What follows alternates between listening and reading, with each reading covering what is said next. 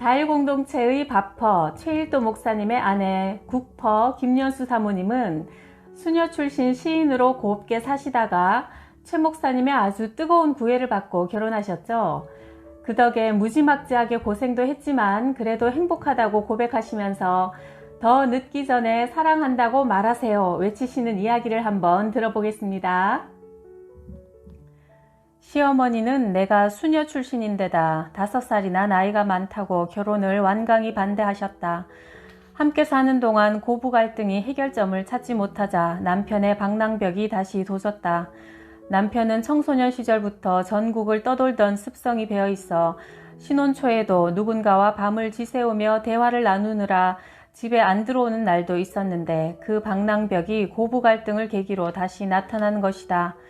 집에 들어와 봐야 어머니와 아내의 성화뿐이니 집이 지겹고 들어가고 싶은 생각이 들지 않았을 것이다. 그러나 나는 아내의 고통을 함께 나누지는 못할 망정 나 몰라라 하는 남편이 야속하기 그지없었다. 어쩌다 집에 들어와서도 밖에서 뭘 했냐고 묻는 내게 설명도 없이 무조건 일 때문에 바쁘다고만 잘라 말하는 남편을 나는 이해할 수 없었다. 의심은 꼬리에 꼬리를 무는 법. 빨래를 하려고 남편의 주머니를 뒤지다 보면 이것저것 수상한 물건이 나오기 일쑤였다. 틀림없이 여자를 만나고 있다는 생각이 들었다. 마침 얼마 전부터 교회의 몇몇 여자가 자주 전화를 하던 터였다. 생각이 여기에 미치자 빨래를 핑계로 그의 수첩이나 주머니를 뒤지기 시작했다. 그럴 때마다 수첩에는 여자 이름과 만난 장소들이 줄줄이 나왔다. 내 짐작이 맞았다는 생각에 손이 부들부들 떨리고 심장이 마구 뛰었다. 나는 마음을 진정하지 못하고 학교 수업을 끝내고 돌아오는 길에 수첩에 나와 있는 찻집을 찾아 헤맸다. 천호사 거리에서 한 찻집을 찾아내 문을 밀고 들어서기만 하면 어떤 여자와 다정하게 차를 마시고 있는 남편을 볼 것 같아 현기증이 났다. 한참 망설이다가 문을 밀고 들어섰다. 그러나 거기엔 난 모르는 남자 몇이 있을 뿐이었다. 한번 신뢰가 깨지면 모든 게 의심스러워지는 법이다. 나는 물증도 없이 남편이 밖으로 나돌며 바람을 피우고 있다고 철석같이 믿기 시작했고 남편에게 사실대로 말하라며 따졌다. 그러자 남편은 자기를 의심한다며 오히려 버럭 화를 냈다. 나는 기가 막혔다. 시어머니와의 불화는 참을 수 있었다. 그러나 남편의 행동과 몰이해만은 용서할 수 없었다. 남편마저 나를 이렇게 대한다면 우리는 갈 때까지 다 갔다는 생각이 들었다. 더 이상 이 집에 살 이유가 없었다. 새벽 4시에 부스스 일어나 자고 있는 어린 산이와 가람이의 얼굴을 보니 평화로웠다. 왈칵 솟는 눈물을 씻어내며 남편의 얼굴을 바라보았다. 지난밤의 격렬한 다툼은 잊었는지 입을 벌린 채 고온히 자고 있었다. 가방에 옷가지와 성경 찬송가를 챙겨 넣었다. 이제 다시는 돌아오지 않는다. 아이들이야 나중에 자리 잡히면 데려와도 되겠지. 어린 것들에게 마지막으로 밥 한 끼 해주고 가고 싶어 얼른 쌀을 씻어 안치고 국 끓이고 반찬도 몇 가지 만들어 상을 차려놓고 문을 나섰다. 태백행 열차에 몸을 실었다. 한 번도 가본 적 없는 예수원을 향해 가는 길이었다. 마음의 상처는 모든 삶의 기쁨을 죄다 쓸어가 버렸다. 차창엔 풍경 대신 아이들 얼굴이 자꾸만 어른됐다. 자다 깨서 엄마를 찾아 울고불고 할 아이들의 울음소리가 귓가에 쟁쟁했다. 숲에 둘러싸인 예수원은 그윽한 산내음과 공동체 특유의 정취가 흠뻑 묻어났다. 물이 흐르는 골짜기로 한참을 올라가 자리를 잡고 앉아 울면서 찬송을 불렀다. 마음속의 원한을 부숴버리기라도 하겠다는 듯 서럽게 울며 찬송하기를 거듭했다. 쌓이고 쌓였던 슬픔이 한꺼번에 폭발했는지 울어도 눈물이 그치지 않았다. 수녀원에서 보낸 10여 년의 세월, 주위의 만류와 비웃음 속에 시작한 결혼생활, 가난과 시어머니의 박대 속에 살아온 시집살이의 서름이 파노라마처럼 스쳐 지나갔다. 주님, 차라리 저를 죽게 해주세요. 지금 저에겐 그 길밖에 없습니다. 오늘부터 당신이 데려가실 때까지 먹지 않고 지내겠어요. 제가 사라진 뒤엔 불쌍한 우리 애들을 부탁드려요. 그렇게 사흘 동안 금식하며 찬송가를 부르고 성경을 묵상했다. 그도 지치면 멍하니 앉아있기를 반복했다. 사흘이 지나자 더는 울음도 나오지 않았다. 나흘째 되던 날 흐르는 계곡물을 바라보다 다시 기도를 시작했는데 놀랍게도 마음 깊은 곳에서 울려오는 하나님의 음성을 들을 수 있었다. 사랑하는 딸아, 네가 상처받고 아픈 만큼 남편과 시어머니도 상처받고 아픔을 겪고 있다. 그들의 입장이 되어 그들을 생각해주고 기도하다 보면 서로 이해하게 될 것이다. 살아있다는 사실 하나만으로도 모든 가능성을 믿고 감사하며 사랑해야 한다. 사랑하는 딸아, 아무리 힘들어도 다시 사랑해야 한다. 사랑하다 얻은 상처는 더욱 사랑할 때만 치유되니까. 그 말씀이 가슴속에 퍼지자 뼈에 가죽만 입힌 사람처럼 앙상하게 말랐고 눈은 움푹 패였지만 이상할 만큼 마음이 평안해졌다. 그리고 다시 집으로 돌아갈 힘이 생겼다. 10년 수녀 생활을 접고 5년 연하의 가난한 신학생 최일도의 불같은 구애를 받아들여 마침내 결혼했을 때 우리는 물질적으로 궁핍했다. 쌀이나 생활비가 떨어지기 일쑤였다. 겨울이 다가왔는데 갑자기 보일러가 고장났다. 뻔히 정해진 생활비에 보일러를 수리할 돈까지 있을 리가 없다. 그래도 사람이 먼저 살고 봐야지 하는 생각에 수리공을 불렀고 수리비로 5만 원을 요구했다. 사정을 이야기하고 며칠 안에 주겠다고 약속한 뒤 먼저 수리부터 했다. 남편에게 어려운 소리를 하지 않던 나였기에 남편에게는 보일러 수리비를 갚아야 한다는 말을 숨긴 채 돈을 구할 데가 없어 기도만 하고 있었다. 하나님, 지금 우리 집에 돈 5만 원이 있어야 해요. 제가 어디 가서 빌릴 수도 없고 그러니 하나님이 꼭 해결해 주셔야겠네요. 그 밖에는 방법이 없거든요. 아셨죠? 큰 소리는 내지 않았지만 마음속 간구는 간절했다. 그날은 남편이 교육 전도사로 일하고 있던 은광교회가 창립 기념일을 맞아 이현주 목사가 강사로 오신다고 했다. 밤에 돌아온 남편은 봉투를 내게 내밀었다. 열어봤더니 5만 원이 들어있었다.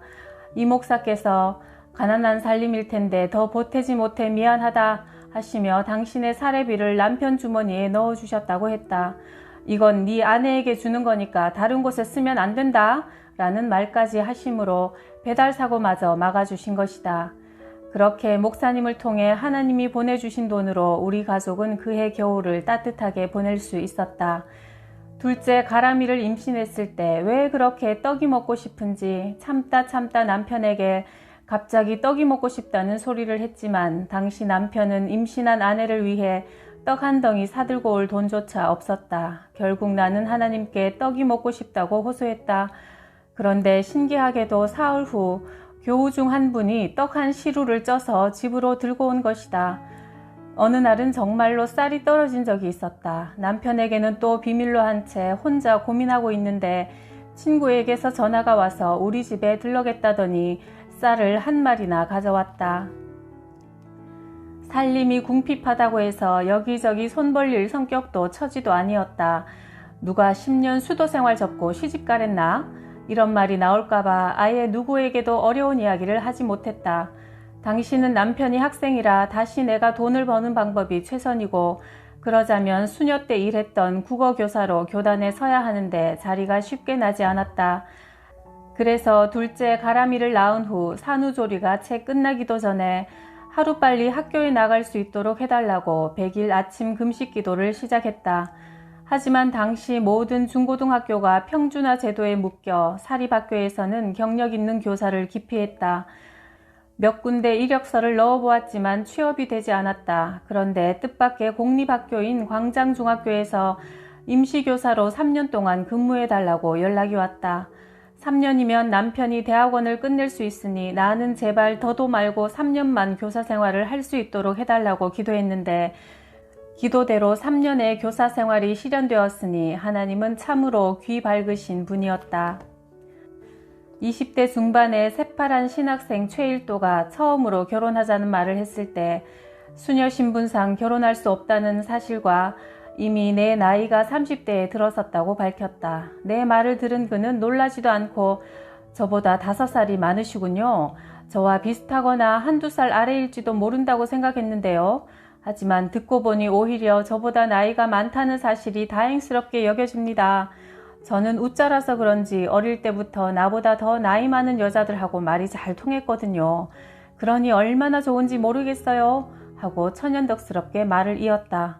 친구로 지낸다면 나이가 문제될 게 없지만 결혼은 그렇지 않다고 설득했으나 남편은 쉽게 포기하지 않았다.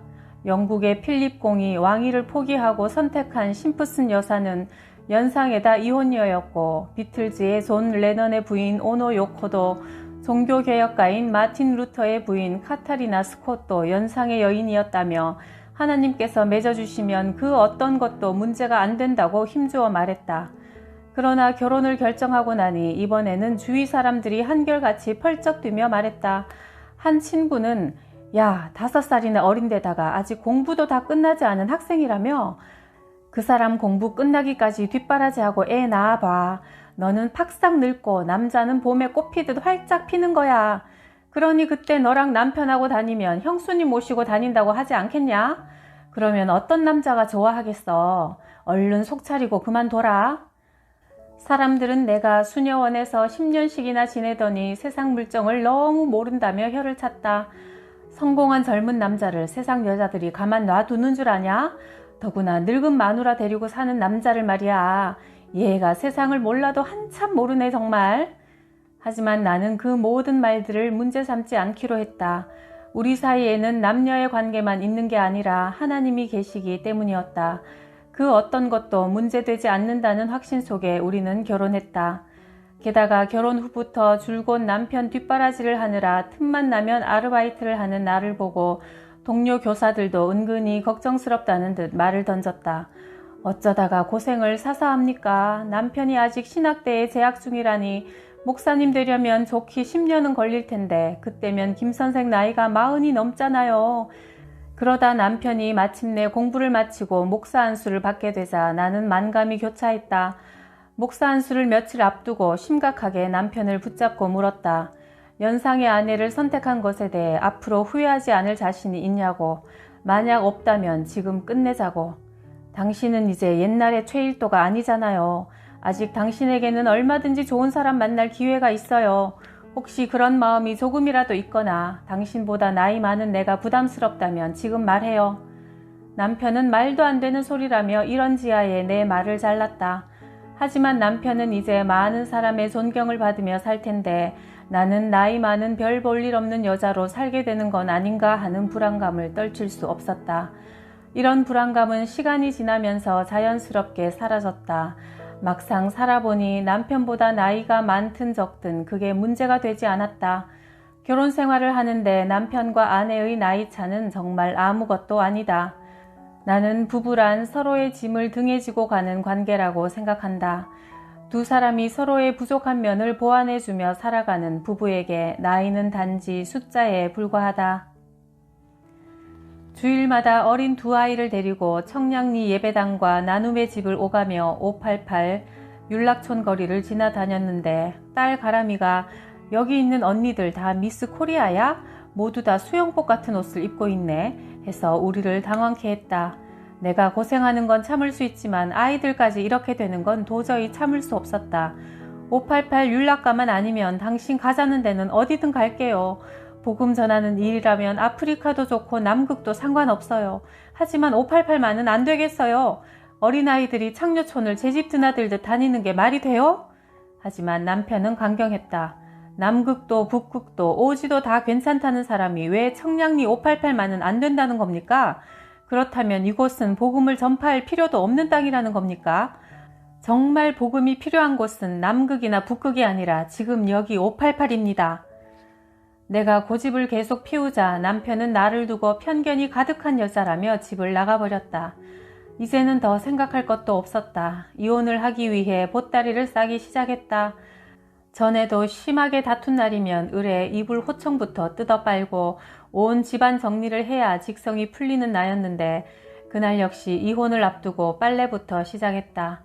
언젠가는 남편이 내게 싸우고 나면 왜 청소며 빨래를 그렇게 죽어라고 하느냐 물은 적이 있다. 집을 나가려고 그랬지 뭐. 아니 집 나갈 사람이 무슨 빨래와 집안 정리를 그렇게 열심히 해? 내가 살던 자리도 정리해 놓지 않고 어떻게 훌쩍 떠나요? 그런데 왜 다 정리한 다음은 그대로 있어? 아 그야 빨래하고 집안 정리하는 동안 당신을 이해하게 되고 그러다 보니까 화가 가라앉는 거지 뭐. 그렇다. 그날도 이혼하기 위해 빨래를 시작했다. 아이들 옷 가지며 이불이며 죄다 꺼내 빨다 보니 내 속에 들끓던 미움과 갈등이 어느새 가라앉았다. 그리고 시를 썼다. 독백. 나를 잊을 만큼 사랑함도 유죄가 되는 세상에서는 벙어리가 되자, 귀머거리가 되자, 가슴 밑바닥에서 타오르는 말 따위는 침묵으로 끄고 그냥 이대로 걷자. 이제까지의 걸음걸이로. 1989년은 내가 그토록 바라고 바란 남편이 대학원을 졸업하는 해였다. 남편이 졸업만 하면 독일로 유학 갈 것이란 꿈을 꾸며 남편이 입학하던 때부터 줄곧 지금까지 나는 아무리 힘들고 어려워도 그날을 위해 참고 버텼다.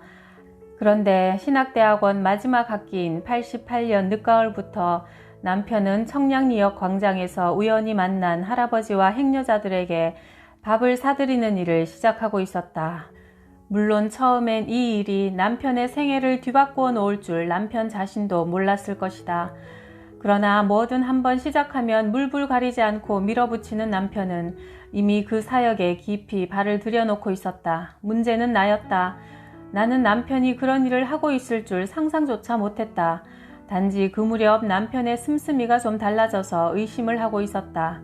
우리는 서랍에 돈을 넣어두고 각자 필요할 때마다 명목을 쓰고 돈을 가져가는데 언제부터인가 남편의 돈 씀씀이가 많아지면서 지출 명목으로 식사대가 눈에 띄게 늘었다.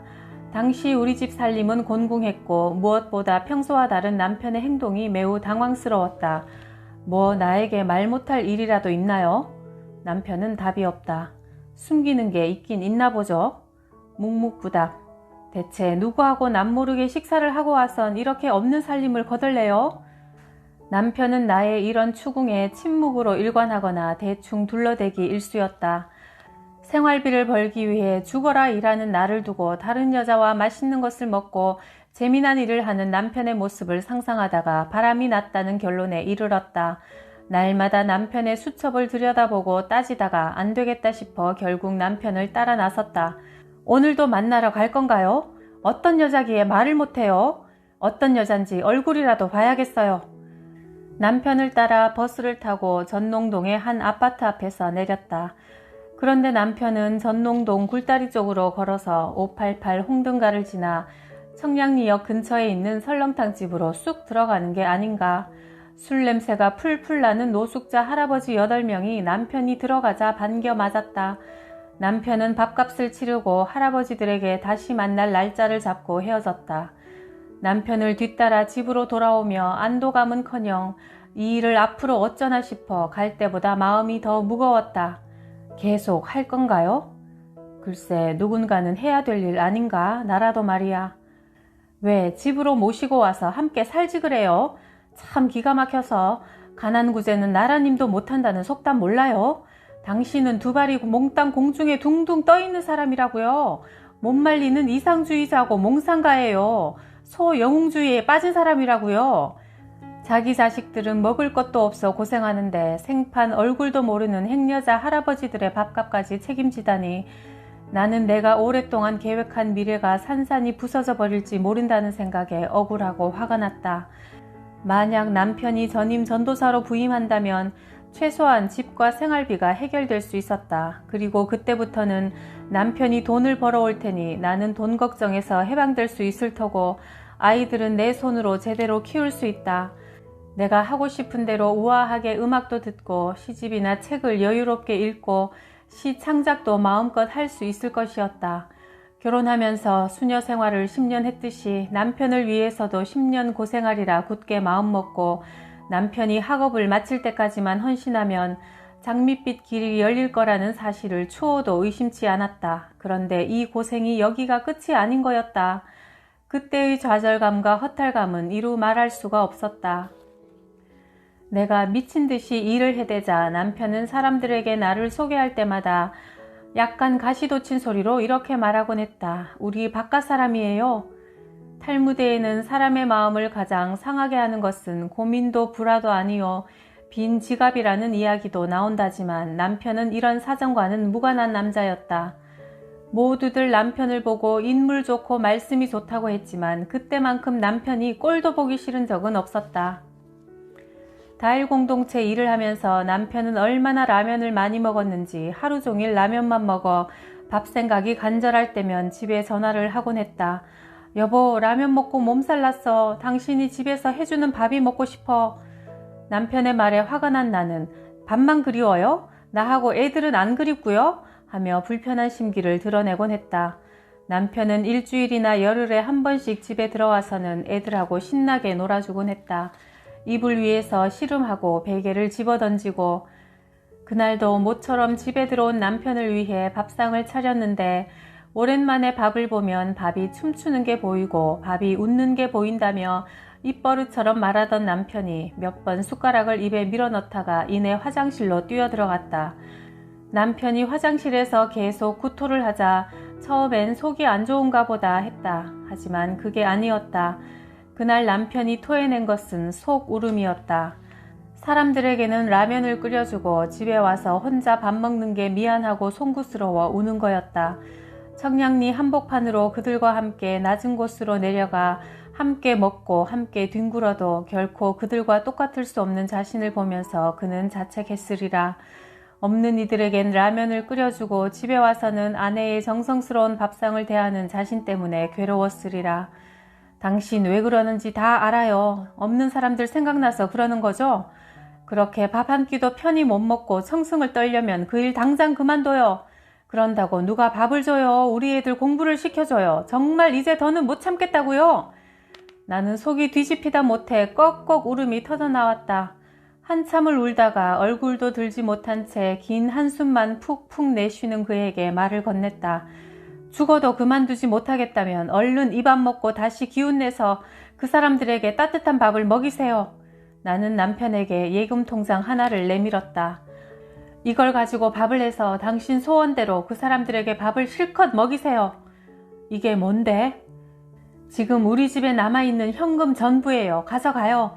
이젠 애들이 아파도 병원 갈 돈도 없어요. 한 끼라도 그분들에게 양껏 밥을 지어 드리세요. 그러니 제발 속으름 좀 그만 울어요. 남편은 내가 내놓은 통장을 들고 1990년 부활절 아침 청량리 야채시장 쓰레기 더미에서 최초로 밥과 국을 펐다. 라면 공동체에서 밥상 공동체로 승격되는 그날은 이렇게 남편의 속 울음으로부터 시작되었다. 어느 수요 예배 시간, 여느 때 같으면 아이들 뒤치다거리에 정신이 없어 참석을 못하지만 그날은 마침 아이들이 외가에 놀러가 모처럼 시간을 낼 수 있었다. 살며시 문을 열고 들어서니 설교 중인 남편은 그동안 청량리에서 당한 고충을 털어놓으며 공동체 가족이라면 참고 견뎌야 할 부분에 대해 말하고 있었다. 어느 불안당이 목에 칼을 대고 돈을 내놓으라고 협박했다는 이야기, 산골다리 아래에서 밥을 푸다가 어머니가 보는 앞에서 깡패에게 매를 맞았을 때는 정말 마음 아팠다는 이야기, 밥을 받아 먹던 노인이 옆 사람과 다투고는 기분 나쁘다고 남편 얼굴에 가래침을 뱉었다는 등의 이야기를 듣는 순간 갑자기 어질어질 현기증이 나고 입이 바싹바싹 타들어갔다.